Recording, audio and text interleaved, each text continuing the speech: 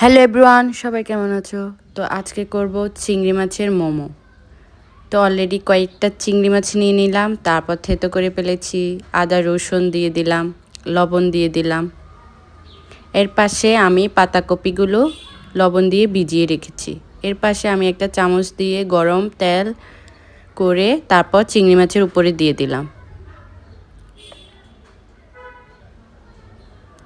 এটাকে ভালো করে মেখে নিলাম। এদিকে আমি একটা সস তৈরি করলাম। এখানে চিলি ফ্লেক্স দিলাম, টমেটো, সয়া সস, তারপর এটার উপরে তিল, তারপর একটু গরম তেল দিয়ে দেব। আর এদিকে আমি একটু কর্নফ্লাওয়ার দিয়ে দিলাম চিংড়ি মাছের উপরে। খেতে একটু মজাই লাগবে। দিতে পারেন আপনারা, নাও দিতে পারেন, সমস্যা নেই।